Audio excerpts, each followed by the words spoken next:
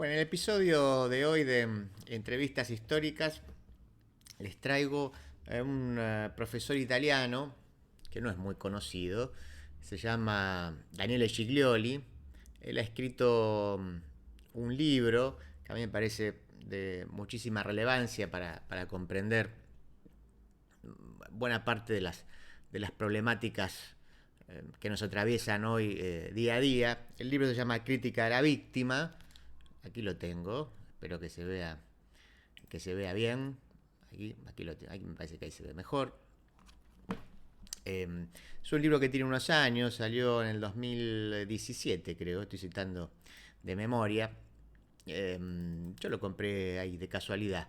Me lo encontré un día en una librería, me interesó el título, me atrajo la tapa, la edición, leí la introducción y me atrapó. Y luego confirmé eso una vez que terminé de leer el libro.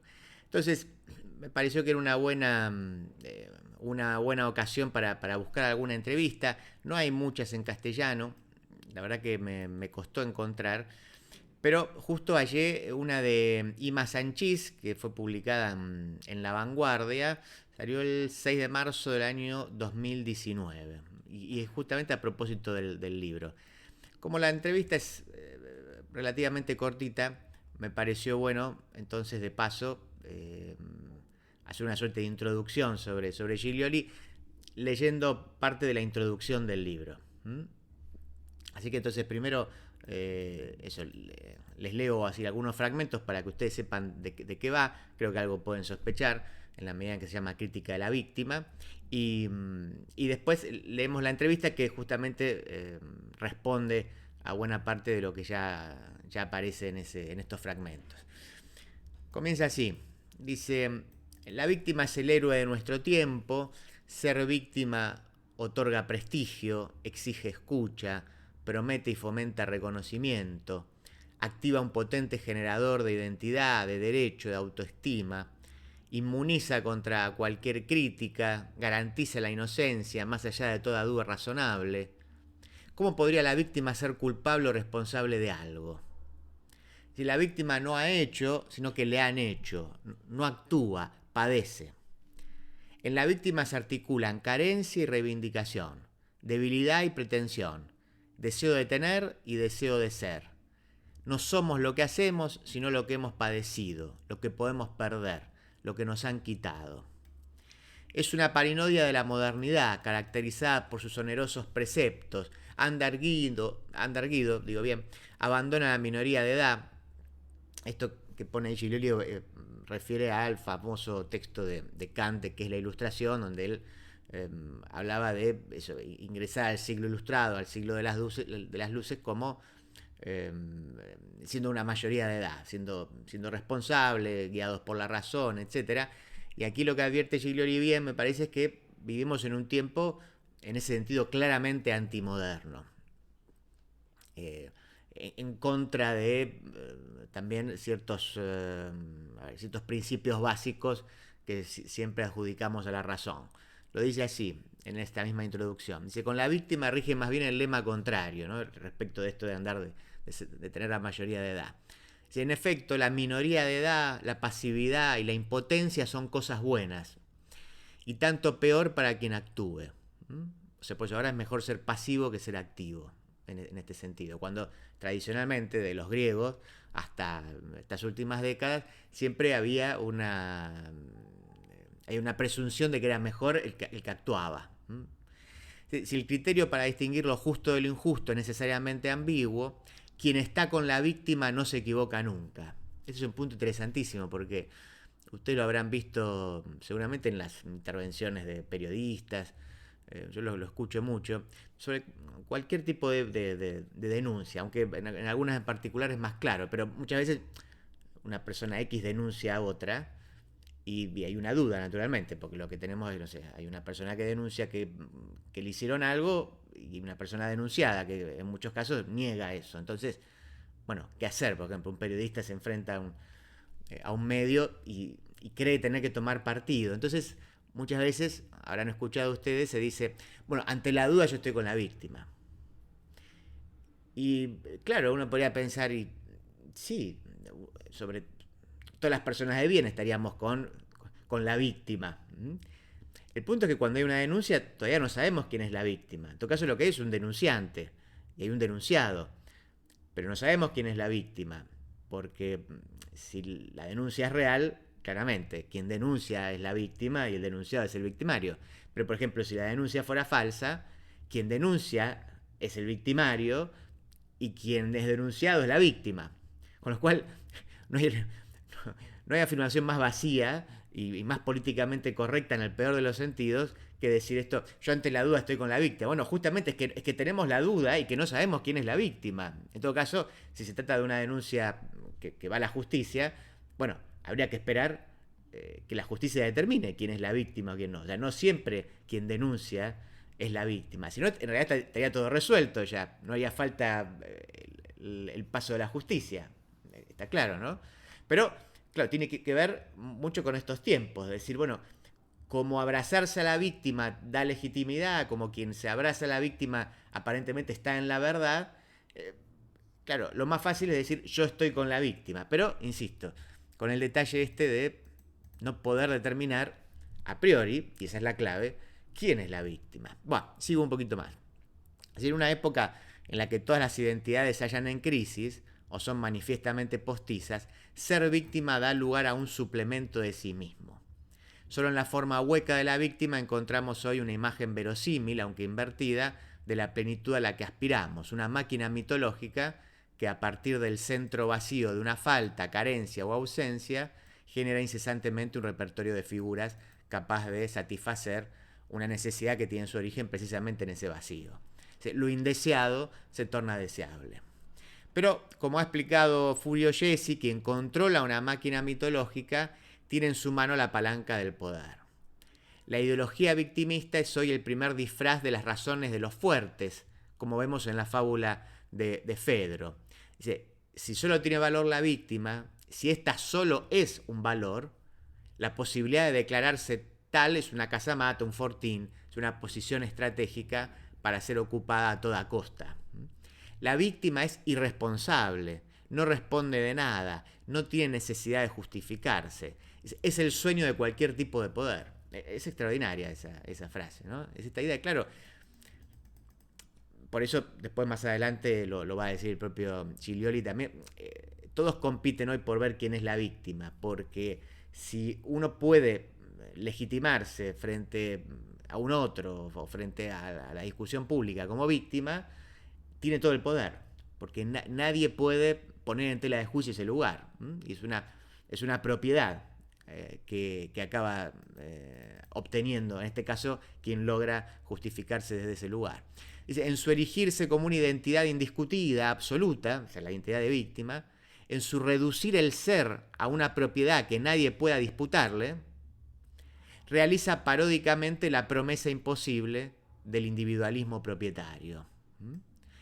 No en vano es objeto de guerra sobre pretexto de establecer quién es más víctima, quién lo ha sido antes y quién durante más tiempo. Eso también se ve no solo entre individuos, eso también se puede ver entre pueblos, entre estados, etcétera, entre culturas, entre civilizaciones. Esta disputa es, bueno, pero a nosotros nos agredieron más, nuestros antepasados sufrieron más que los tuyos, entonces, por lo tanto, en el presente exigimos X cosas, o en el futuro estamos legitimados para.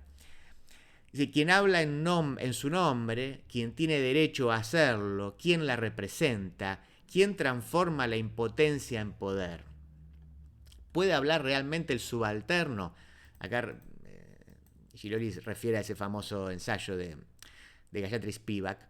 Dice, el subalterno que sube a la tribuna en nombre de sus semejantes, ¿sigue siendo tal o ha pasado ya a la otra parte?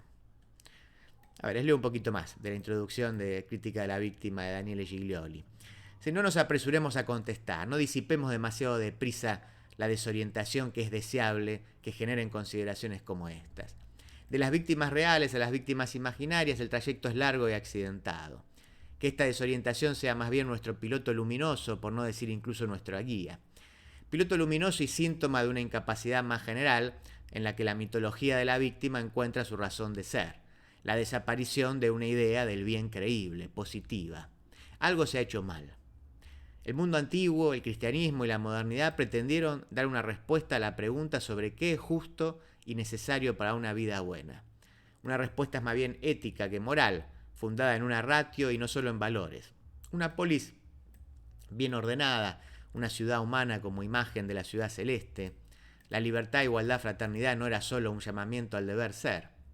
Creaba una ensambladura entre ontología y deontología. Señalaba una elección posible, la mejor, en la categoría o clase de lo que es. Hoy, en cambio, nos vemos pillados entre la perceptiva del mal menor, que informa el pensamiento político liberal. Dice la célebre frase de Churchill: la democracia es el peor gobierno posible si no consideramos todos los demás. Y el mysterium iniquitatis, que eleva a santo o mártir a quien ha sido golpeado, o desearía serlo, o lo pretende, para legitimar su estatus. Es pésima alternativa, con su relato de afectos inevitables. Se me cayó la luz en este momento. Estas son cosas que pasan en la grabación. Ustedes se van a entender. Ahí estamos. Dice, el resentimiento, envidia, miedo, centrada en la repetición del pasado, la posición victimista excluye cualquier visión de futuro. Todos nos consideramos, escribe Christopher Lasch en El Yo Mínimo, al mismo tiempo supervivientes y víctimas o víctimas potenciales. La herida más profunda causada por la victimización es precisamente esta. Que acabamos afrontando la vida no como sujetos éticos activos, lo mismo que decíamos antes, sino solo como víctimas pasivas. Y la protesta política degenera entonces en un lloriqueo de autoconmiseración. Y para abundar más, Richard Sennett dice esto en Autoridad, que así se llama el libro, ¿no? Dice: la necesidad de legitimar las propias opiniones en términos de la ofensa o el sufrimiento padecidos une a los hombres cada vez más a las propias ofensas. Eso que necesito se define entonces en términos de eso que me ha sido negado.